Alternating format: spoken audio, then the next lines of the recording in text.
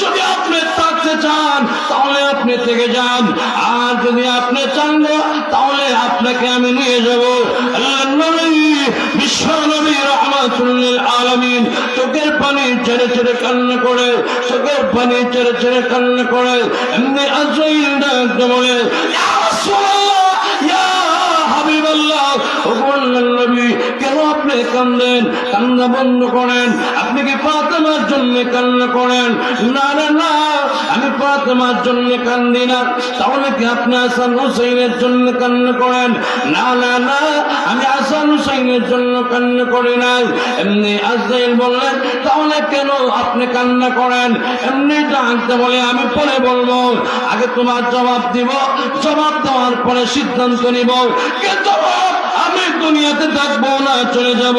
এমনি আল্লাহ রাব্বুল আলামিন জিবরাইলকে পাঠাইয়া দিলেন, জিবরাইল আমার নবীর কাছে তুমি চলে যাও, একটা আয়াত শোনায়া দিবা। সূরা কন্যা সুবহানাল্লাহ।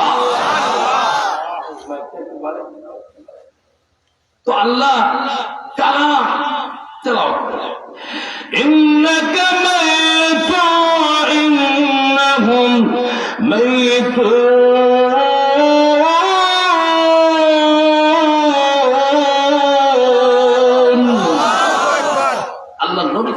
সান্ত্বনা দিয়ে বললেন, নবী গো আপনিও মরণশীল, তারাও মরণশীল। তখন আর নবীজি বোঝার বাকি নাই যে আমার সময় একেবারে কাছাকাছি হয়ে গেছে, আমি যাওয়ার সময় এসে গেছে। আল্লাহ নবী বিশ্ব নবী রাহমাতুল লিল আলামিন চোখের পানি ছেড়ে ছেড়ে কান্না করতেছেন। এমনি হযরত জিবরাইল আলাইহিস সালাতু ওয়াস সালাম জিজ্ঞেস করলেন, আপনি কান্না করেন কেন? আল্লাহ নবী রাহমাতুল লিল আলামিন ডাকতে বলেন, হে জিবরাইল, আমি কান্না করছি কার জন্য জানেননি? আমি হাসানের হুসাইনের জন্য কান্না করি নাই, আমি ফাতেমার জন্য কান্না করি নাই। এই মুহূর্তে যদি আমি চলে যাই, আমার তিন উম্মতের জিম্মাদার কে হবে? এই জন্য আমি বিশ্ব নবী কান্না করছি। আমার পরে এর জন্য নবীজি দোজালের সন্তান, ইমামুল মুরসালিন, ইমামুল আম্বিয়া থাকার পরেও দুনিয়াতে থাকতে পারেন নাই। আপনি আমিও দুনিয়া থেকে চলে যেতে হবে। দুনিয়াতে সুগন্ধি করতে পারি না, গীবত করতে পারি না, শিকায়ত করতে পারি না, কবিরা গুনাহ করতে পারি না। খবর কিন্তু আপনি আমাদেরকে ডাকতে আসে, আনা বাইতুল গুরবা, আনা বাইতুল ওয়াহদা, আনা বাইতুত তুরাব, আনা বাইতুদ দুন। আমি হলাম কীট পতঙ্গের ঘর, আমি হলাম কিরামাকনের ঘর, আমি হলাম নির্জনতার ঘর, আমি হলাম একাকী ঘর। এই জন্য শোনার পরে যারা নেককার হয়ে যায়, নেককারদের চান জল কবজ করা হয়। আমার পানির বায়ারাম, আকাশ থেকে 500 ফেরেশতা আসে, জিবরাইল আলাইহিস সালাতু ওয়াস সালাম নেতৃত্ব দেন, আর আজরাইল আলাইহিস সালাতু ওয়াস সালাম জান কবজ করেন। যারা নেককার হবে, ঈমান আর নেকামল নিয়ে পরকালের দিকে রওনা হয়ে যাবে। তখন আকাশ থেকে বেহেশতি কাপড় নিয়ে আসা হয়, আর সাথে সাথে ফুলের তোড়া দিয়ে আলান সালান জানাইয়া রূহ কবজ করা হয়। হাদিসের বর্ণনা পাওয়া যায়, আল্লাহ বেহেশত চতুর্দিকে ওই মুমূর্ষু ব্যক্তির চতুর্দিকে ঘুরিয়া বসে, আজরাইল আলাইহিস সালাতু ওয়াস সালাম সামনে বসে তখন বলে, ইয়া আইয়াতুহান নাফসুত তাইয়্যিবা উখরুজি ইলা মাগফিরাতিন মিনাল্লাহি ওয়া রিদওয়ান। পবিত্রতা বের হয়ে এসো আল্লাহর মাগফিরাতের দিকে, আল্লাহর কবের দিকে, আল্লাহর সন্তুষ্টের দিকে। তখন যেভাবে কলসের মুখ খোলার পরে আপনি যখন কলসকে অবরোধ করবেন, পানি পড়তে যেভাবে কোনো অসুবিধা হবে না, নেককারদের জান কবজ করতে এইভাবে কোনো অসুবিধা হবে না।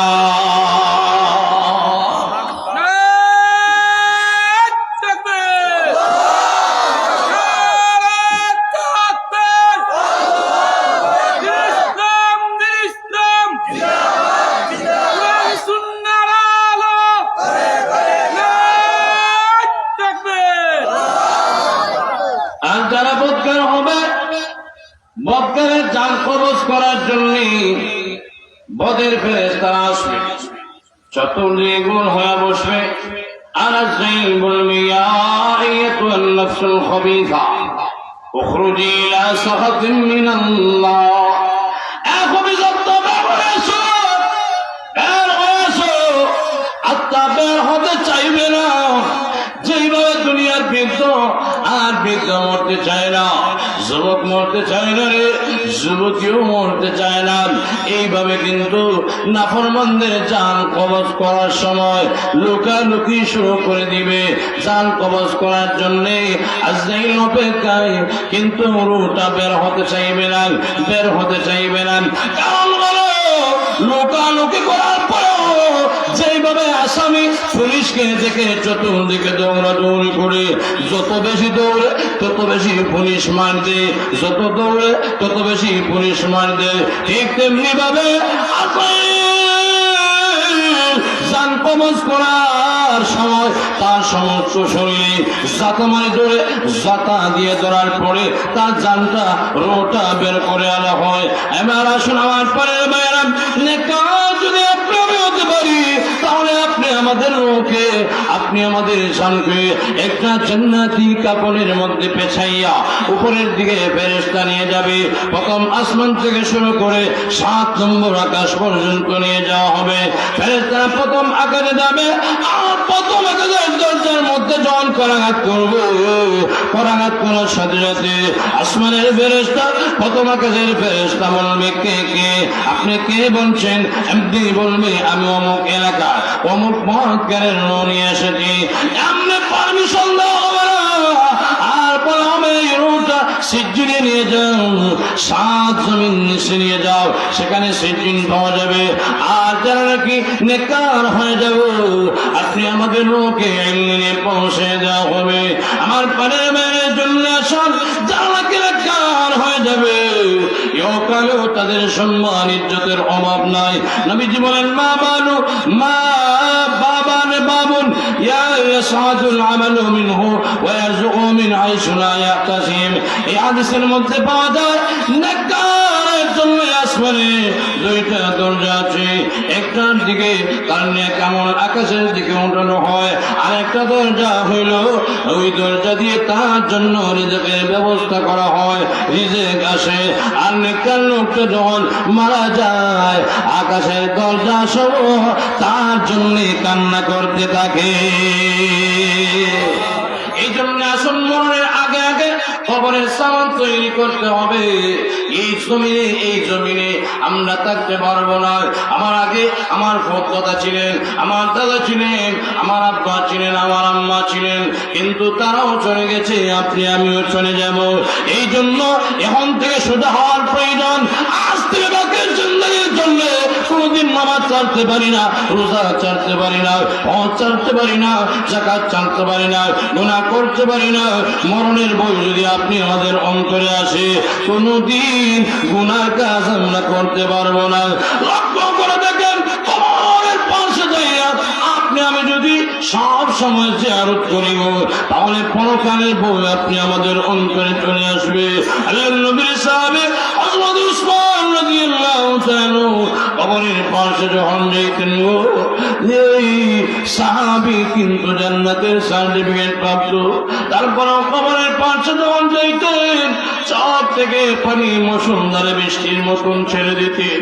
অন্যান্য সাহাবীরা জিজ্ঞাসা করতেন, উসমান রে, জাহান্নামের বর্ণনা শোনানো হয়, কোনদিন থেকে তোমার চোখ থেকে পানি প্রবাহিত হতে দেখতে পারি নাই, কিন্তু গো উসমান, কবরের পাশে যখন তুমি চলে যাও, তখন দেখি তোমার চোখ থেকে এমন ভাবে পানি বের হয়, তোমার চোখের পানি আর বন্ধ হয় না।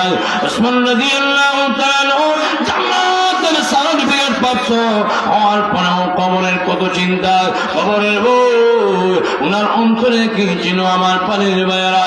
এই কুড়িগ্রাম এলাকার যুবক ভাইরা, বৃদ্ধ বাবাজিরা, বৃদ্ধ বাবাজিরা একটু চিন্তা করেন, উনি জান্নাতের সার্টিফিকেট প্রাপ্ত হওয়ার পরেও কবরের ভয় ওনার অন্তরে এমন ভাবে ছিল, চোখ থেকে পানি প্রবাহিত হলে আর চোখের পানি বন্ধ করতে পারেন না। তাহলে আমরা চোখ আপনি আমি দুনিয়া থেকে চলে যাব, যাই না রাখেন এই দুনিয়া মিশাল আর পরকাল হলো সত্য। এই জন্য হাদিস শরীফের মধ্যে হচ্ছে ইয়াতবাউল মাইয়িত সালাসাতুন ফায়ারজিউ ইসনানি ওয়া ইয়াবকা ওয়াহিদুন ইয়াতবাউ আহলুহু ওয়া মালুহু ওয়া ইয়াবকা আমালুহু। কবর জগতে যারা চলে যাবে তার সাথে তিনটা জিনিস চলে যায়, দুইটা জিনিস ফিরে আসে, একটা জিনিস বাকি থাকে।